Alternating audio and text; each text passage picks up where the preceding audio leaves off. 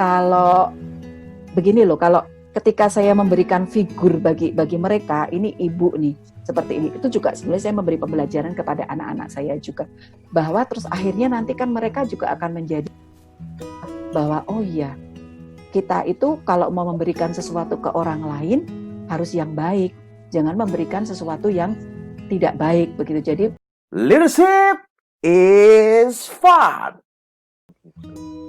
Nah, Mbak Christine ada pertanyaan mungkin buat Mbak Kori? Nah, aku lagi nunggu-nunggu nih, Mas Adin bertanya.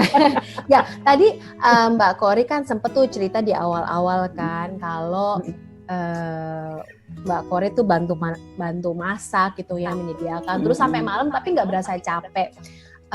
Apa sih yang membuat itu terjadi? Karena kan kita tahu sendiri gitu, kalau dengan begitu banyak kegiatan pasti badan tuh rasanya lelah banget deh gitu ya. Nah, ada nggak sih situasi atau alasan tertentu yang membuat Mbak Kori tuh meskipun sampai lelah tapi nggak berasa capek gitu loh? Kan fisiknya kan terus menerus kan. Nah, terus kemudian ngurusin teman-teman di kosan gitu kan, itu luar biasa. Saya kaku banget deh. Bisa nggak mungkin share ke kita apa sih rahasianya gitu? Kalau menurut saya itu dilakukan dengan gembira, dilakukan dengan hati yang gembira, lalu jangan salah dengan doa juga. Kadang kan kalau itu saya metafisika doa ya metafisika. Iya, jadi kalau sudah merasa kayaknya langsung jujur saja saya rosario itu pegangan saya, ini mau nangis nih kan. Tidak ada kekuatan itu, maksudnya sudahlah gitu ya, tapi mereka ini anak-anak saya. Kalau terjadi apa-apa satu pun dari mereka itu tanggung jawab saya. Apalagi ketika pandemi itu ya, jujur saja waktu itu saya sempat agak down ketika pimpinan, Ibu mesti begini, semua bicara itu saya agak down. Lalu saya bawa dalam doa, Tuhan, saya nggak akan bisa sendiri, ya kan? Kalau saya sendiri mungkin saya tidak akan mampu. Ini kalau tanpa pertolongannya nggak mungkin lah saya bisa mengurusi orang, siapa sih yang tahu virus ini mau seperti apa, masuk ke anak-anak seperti apa, ya kan? Kan kita melawan sesuatu yang ini kan, tapi ketika saya harus membatasi anak-anak itu, nggak boleh begini, nggak boleh begitu, kan nggak mungkin saya menghadapi mereka. Lalu pimpinan bilang, oh nggak bisa, harus begini, begitu. Jadi ibaratnya ini rumah tapi besar gitu loh, harus jaga jarak. Gimana anak-anak suruh jaga jarak ya? Ya mereka biasa masak bareng, doa bareng, terus tidur kamarnya juga seperti itu, keluar harus bermasker seperti itu. Itu menjaga emosinya juga, emosi saya sendiri kadang ya kan, tapi kan saya nggak mungkin di depan mereka, ibu capek apa kan, enggak ya. Jadi akhirnya ya itu andalannya bahwa ya selalu saya kadang rosario itu luar biasa, itu selalu saya genggam terus apa gitu, rasanya lebih lega, capek itu hilang. Jadi saya udah besok saya harus begini. Jadi saya kadang mondar-mandir itu sehari itu bisa berapa kali aja ke dormitori seperti itu, dan harus siap ketika mereka sakit, ya kan? Malam hari atau apa mesti bawa ke rumah sakit seperti itu harus siap. Tapi ketika kita jadi tidak melihat keberatnya, jadi melihat betapa bahagianya ketika bisa melihat mereka sehat, kuliah mereka lancar, apalagi dari Papua. Aduh, saya rasanya lihatnya itu, terus apalagi kalau dari Kutai itu ada standarnya dari Pemdanya, dia nggak boleh IP lebih dari 3, IP kurang dari 3, kurang dari 3 beasiswa dicabut mereka itu. Nah, bayangkan saja mereka harus di dormitori dengan tekanan seperti itu, nggak boleh kemana-mana, jadi ngatur semuanya, ke Alfamart pun harus 3. Dan puji Tuhan semua bisa koordinasi dengan baik. Security juga tahu kalau mulai anak-anak 3 lebih keluar begitu, dia tahan, dia selalu lapor, ibu ini sudah ada 6 anak, 3 anak saya tahan di pos seperti itu. Jadi memang ya kerjasama dengan semuanya, yang itu akhirnya membuat saya tidak rasa berat juga ya, jadi rasa ringan. Ya. Jadi kalau saya bisa simpulkan bahwa salah satu rahasianya adalah mempunyai hati yang gembira gitu ya. Melihat tujuannya bahwa kalau saya melakukan ini berarti saya sedang menjaga anak-anak saya. Jadi dalam hal ini Mbak Kori memperlakukan anak-anak ini sebagai anak-anak layaknya seperti anak-anaknya Mbak Kori gitu ya, pertama ya. Terus kemudian yang kedua ikhlas. Oh, ikhlas. Yes, ikhlas. Jadi lakukan dari dalam hati dengan ikhlas tanpa mengharapkan imbalan, kurang lebih gitu ya. Iya. Ya kayaknya sih kayaknya wah banget ya. Tapi nyatanya memang harus seperti itu. Kalau enggak berat dong. Benar. Ya. Ini penting banget nih buat teman-teman bahwa kalau mau lakukan sesuatu harus ikhlas. Nah, yang kedua adalah kekuatannya adalah dengan doa. Ya, kembali bahwa ketika doa ini adalah sebuah kekuatan yang benar-benar nggak bisa dihitung, bener ya. Kita tuh istilahnya nggak tahu dari mana, pokoknya dapetin sesuatu, dapat kekuatan yang baru dari doa tadi. Itu penting banget. Itu dua hal tuh buat teman-teman, apalagi yang masih muda-muda nih gitu. Kita mesti belajar nih dari Mbak Kori. Aku aja belajar dari Mbak Kori. Kembali ke Mas Agung. Oke. Nanya apa lagi ya? Oh, nggak bercanda. Nah, ini kan kita ada temanya tentang judulnya adalah mengutamakan orang lain. Jadi artinya salah satu pemimpin yang berkarakter adalah selalu mereka mengutamakan orang lain. Nah, bagi Mbak nih kira-kira dengan konsep itu apa yang pendapat Mbak seperti apa tentang pemimpin yang mengutamakan orang lain? Monggo, silakan Mbak.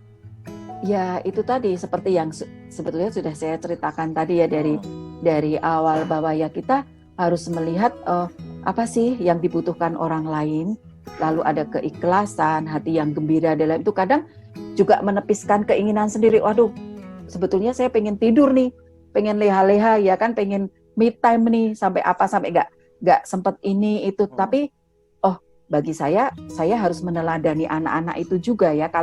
Kalau begini loh, kalau ketika saya memberikan figur bagi mereka, ini ibu nih seperti ini, itu juga sebenarnya saya memberi pembelajaran kepada anak-anak saya juga, bahwa terus akhirnya nanti kan mereka juga akan menjadi bahwa oh iya, kita itu kalau mau memberikan sesuatu ke orang lain harus yang baik, jangan memberikan sesuatu yang tidak baik begitu. Jadi memberikan apa sih, service excellent-nya kayak pelayanan prima lah ke mereka, dan itu memang apa ya, sudah menjadi bagian dari hidup saya. Kadang juga keluarga kadang juga komplain juga sih, mama kok gitu, kok anak itu ditanya kok aku nggak ditanya. Nah kadang kalau kamu kan nggak perlu tanya, iya kamu nggak perlu tanya, tinggal bilang gitu. Kalau mereka kan harus ditanya terlebih dahulu gitu. Jadi bahwa menurut saya kalau melihat orang lain itu bahagia kan kita juga ikut bahagia.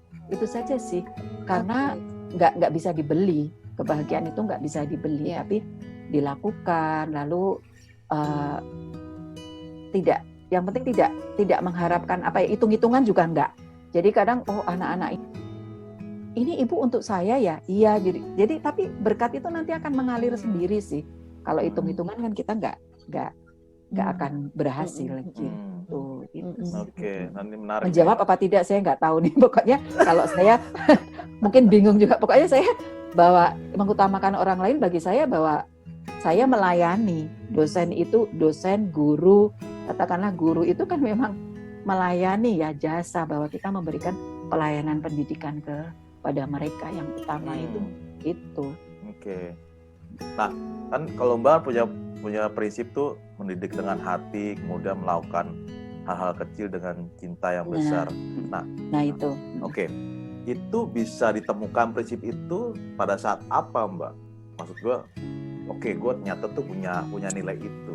Nah, orang kira-kira berpengaruh dengan nilai itu siapa aja, atau ada situasi apa yang akhirnya Mbak punya prinsip kayak gitu? Sih sebetulnya kan ya jangan kayak itu religius banget ya. Memang Bunda Teresa itu menjadi ini saya ya. jadi ini saya Bunda Teresa. Inspirasinya dia kok sampai ngurusin orang-orang itu begitu ya. Yang kelaparan, lepra, apa seperti itu dia urusin seperti itu. Tapi kan saya juga tidak yang lalu heroik wah saya Bunda Teresa, enggak sih. Saya lakukan dengan hal-hal yang kecil semampu saya. Dengan ya memberikan cinta saya kepada anak-anak ini. Mungkin kalau orang melihat ngapain sih urusin mereka begitu ya. Jadi mohon maaf kan, mendidik mereka itu kan dari awal mandi atau apa sudah kan Tidak nggak mudah semua ya. orang. Iya, jadi kadang mereka pun dilihat disingkirin atau apa. Nah, itu menyakitkan bagi saya. Saya pernah mengatakan itu juga bahwa ke teman-teman, kok terus begitu, anakmu itu masih bau begini. Proses penyesuaian. Nah, seperti itu maksud saya. Kalau kita sebagai guru atau dosen, kita mendidik yang pinter-pinter dan wangi-wangi, nggak usah diajarin, mereka sudah bisa. Jadi kalau kita hanya mendidik anak yang pintar, lah kita mau mengubah ke yang apa nih? Seperti itu loh. Jadi kan justru dari yang mengubah yang dari yang tadinya tidak bisa menjadi bisa, kan harusnya seperti itu. Mungkin nggak banyak dilirik ya.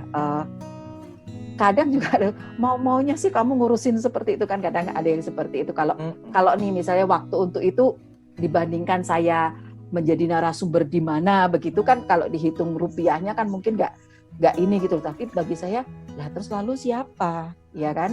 Jadi bagi saya itu ya hal kecil kayak berkebun, ngajarin mereka memasak. Tetapi kan dengan begitu saya hanya ingin mengajarkan bahwa hidup ini tuh indah loh kalau kamu melakukannya dengan penuh cinta.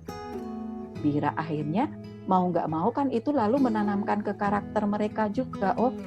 Lalu mereka berbagi, akhirnya muncullah ketika mereka berbagi ke ojol, ke mana. Padahal kita kan juga bukan orang mampu ya.